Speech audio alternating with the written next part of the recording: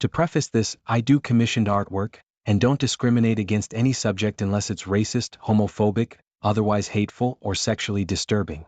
I did a commissioned art piece with Christian iconography, a beautiful ornate cross, a saint, and scripture in calligraphy. The client was happy with my work, paid me, and then asked me what my favorite scripture was. I was honest and just said, oh, I don't really have one because I'm not a Christian and wouldn't really know which ones I'd like. He became upset and told me that he felt lied to because I have posted artwork of Christian subjects before, and he assumed I would be Christian. He said the art doesn't hold the same spiritual value because it wasn't made with faithful intention. I was kind of unsure of what to say. I said, I'm sorry you feel that way, but I do artwork for everyone, and I am open to doing Christian artwork because it's for the client, not me. Should I be disclosing if I don't share a certain faith when commissioned to do artwork for it? Ida? So my roommate F and I have been living together for years now. We split rent even though my room is slightly larger, but I cook more so it evens out. She lost her job last month and asked if I could pay her share of the rent until she gets a new job. I said yes since we are a friend and times are hard. Fast forward to yesterday. I come home from work and see her unpacking a brand new MacBook and some clothes. I asked her where she got the money to buy this when she doesn't have a job, and she became defensive and told me her parents sent her money for her birthday. I informed her that if she can afford luxury products, she should repay me the rent I paid immediately. She claimed the money from her parents is a gift exclusively for those products and that I volunteered without any conditions. I reminded her I am not rich either and I missed a weekend getaway with my friends in order to pay her rent. She began crying and told me that I am being materialistic and do not understand her problem. I discovered this morning I received half the rent money in an envelope with a message stating she'd pay the other half when she can but won't speak to me much anymore. I don't feel I'm being unfair in demanding my money when she's spending money on non-necessities, but perhaps I should have been more compassionate? I have a son in ST grade and got invited to a pool party. The kids invited to go to school together and or play youth sports on the same teams. When we got there, what I was told was a Malinois came up to us and sniffed and pawed at us. I told it to get away and it did. My son does not like dogs since an incident at the park. I told it to get away a few more times in the next few minutes as we said hi to people. I noticed another dog outside. We were not told about the dogs ahead of time and my son didn't want to play with his friends as he was hesitant to be away from me. I'm friendly with the host parents, but we don't know each other outside of our kids' activities. I approached Mom, thanked her for the invitation and complimented their house. I asked her to lock the dogs away and explain the situation with my son. She looked clearly annoyed at the request. She told me she doesn't react well to being locked away and asserted that they were friendly and safe. I reiterated my son was not okay with dogs and didn't want to be around them. She said with the house full like this the dogs want to be a part of the party and they wouldn't be going anywhere. She was clearly not okay with my request and implied we wouldn't be invited in the future. She left to attend to something else and we decided to leave the party. My son seemed okay with that decision as he perked up when we were in the car. I got a text later from the host saying my request was inappropriate. Ida? Edit the conversation was minutes tops. It was not extended and we were at the host's house maybe minutes. I have a sister that I'll call Jenna F. We're not extremely close, mainly because she was always closer to our younger brother M, but we still see each other pretty often. Last week, we were both invited by our mutual friend that I'll call Mary F to her baby shower. The baby shower was super fun and it was a great occasion to reconnect with some friends from college that I hadn't seen in a while. Everything was going wonderfully. Towards the end of the baby shower a lot of the guests had left and Mary, my sister, other friends and I ended up talking for a while. Those two other friends both have children and I have a daughter, so we were all giving Mary advice, telling her what to expect and talking about baby stuff. Jenna was the only one in the group who didn't have children and wasn't expecting, so I guess she was feeling a bit left out. Because of that, she kept talking about her experience as a cat mom.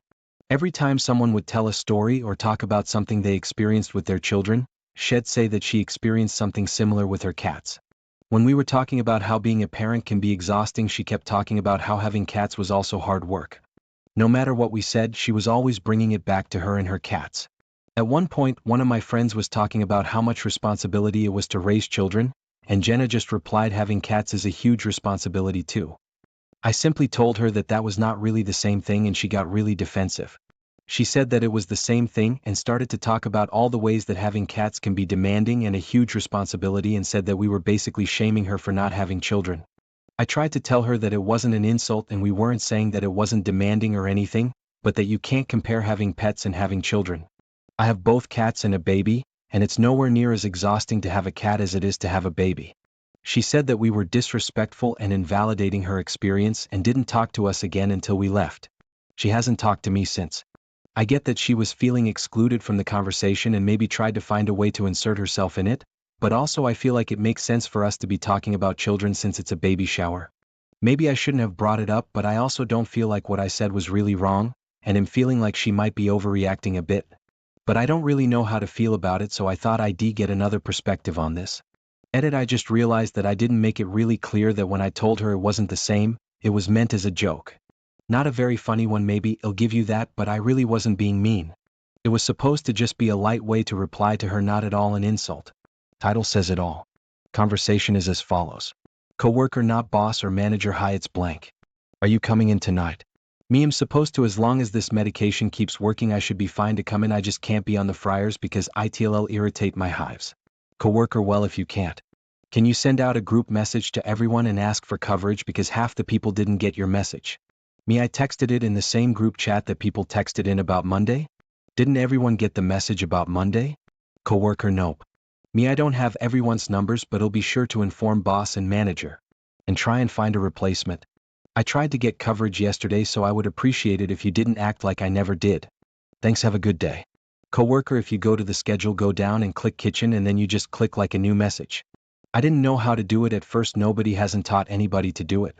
Well, half the people didn't get the message. No need to get crappy. I was just asking to send a message so that your spot is covered. Me, well, I'll make sure next time I'm in the hospital over a severe condition to prioritize making sure my slot is filled.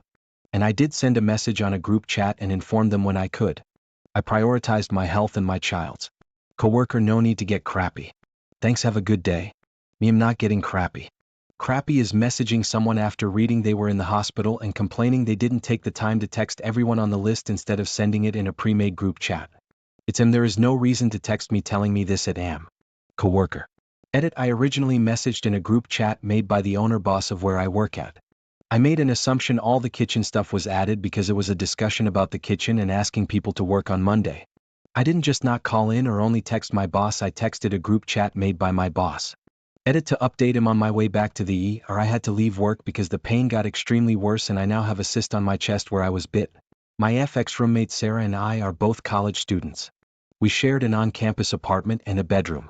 She brought her month-old dog as an ESA, even though the paperwork required the animal to be trained. Spoiler, he wasn't. I told her beforehand I didn't mind the dog, but I wouldn't be helping take care of him. Almost immediately he was barking constantly and having accidents. I was patient, puppies are a lot, I get that. But when the dog started teething, Sarah didn't supervise him. He destroyed a basket, then went after a hand-knit blanket and eventually my chair. I repeatedly asked her to watch him or keep him off the furniture. She always brushed it off with, he's just a puppy, and never apologized. He even started chewing the windowsill in the apartment. I reported that to our RA, mostly because it was campus property and I didn't want to be held liable. That ended up being the final straw. Sarah was told she'd lose the dog from damage to campus property and be fined. She told me she was thinking of dropping out anyway, and a few days later she did. When she came back to move out, I asked her to reimburse me for the chair. It was splintered and not easily reparable.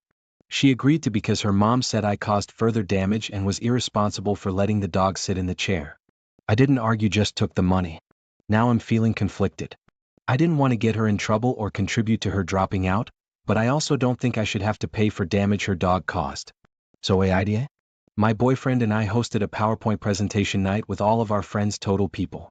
It was a big bash where everyone would do a PowerPoint presentation on a predetermined topic and then vote for the best PowerPoint. ST place and ND place winners would get a couple bouquets of flowers. We were all having a great time and everyone presented and we cast our votes, reading out loud the number of votes each person received.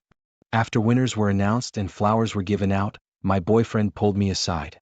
He was incredibly upset that he hadn't gotten any votes and that I had not voted for his presentation.